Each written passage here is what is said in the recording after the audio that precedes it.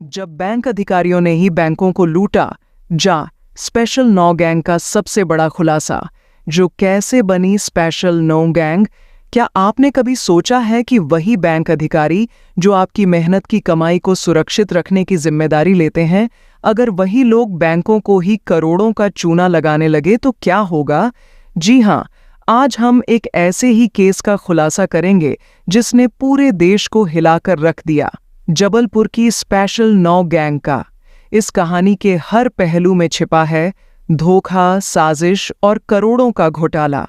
Special 9 gang की शुरुआत कैसे हुई? इस गैंग के मुख्य सदस्य थे अनुभव दुबे और संदीप चौबे, जो कि निजी बैंक के अधिकारी थे। ये गैंग नकली दस्तावेजों और फर्जी रजिस्ट्रियों के जरिए बैंक से लोन हासिल करती थी। मध्य प्रदेश के शहर जबलपुर से इस अपराध की शुरुआत हुई। हाल ही के वर्षों में जब डिजिटल केवाईसी का अभाव प्राइवेट बैंकों में देखा गया, इस गैंग ने प्राइवेट बैंकों को टारगेट करना शुरू किया, क्योंकि सरकारी बैंकों की तुलना में वहां केवाईसी प्रक्रिया में कमी थी।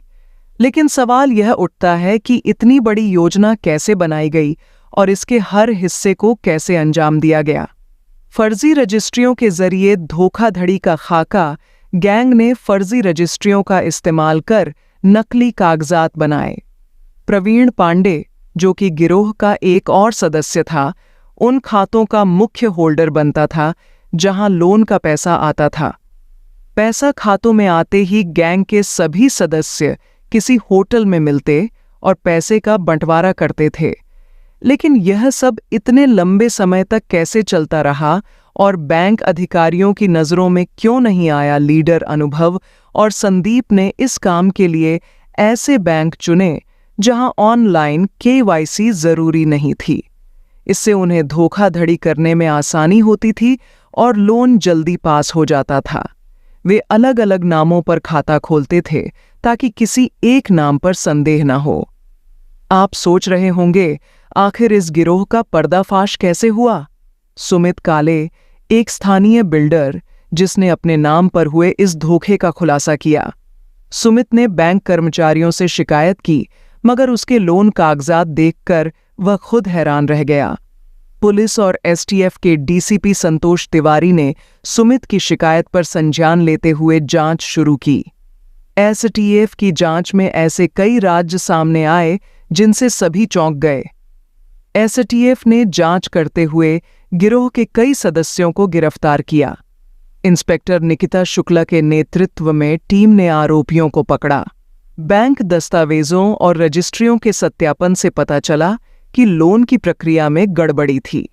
अब सवाल यह है कि आखिर गैंग के सदस्य बैंक अधिकारियों से कैसे जुड़े थे? गैंग में बैंक के ही कुछ कर्मचारी भी शामिल थे, जिन्होंने बैंक की नीति का गलत फायदा उठाया। अनुभव दुबे और संदीप चौबे जैसे अधिकारी जानते थे कि प्राइवेट बैंकों में सुरक्षा की कई खामियां हैं। इस वजह से इस गैंग ने बड़ी आसानी से बैंकों को करोड़ों का चूना लगाया। क्या यह गिरोह अब भी सक्रिय है या एसटीएफ ने इस पर पूरी तरह से लगाम लगा दी है?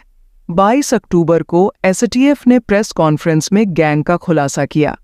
सभी 9 सदस्यों को गिरफ्तार किया गया और उन पर बीएनएस धारा के तहत केस दर्ज हुआ।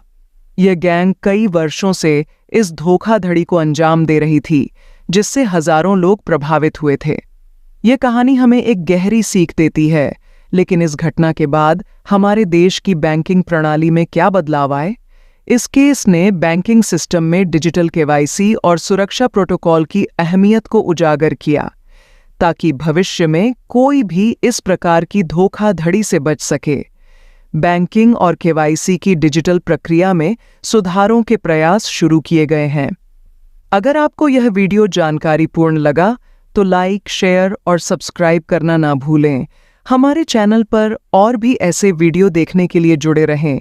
और हाँ, क्या आपके पास ऐसी कोई कहानी है जो सुनाने लायक है, तो हमें कमेंट सेक्शन में बताएं।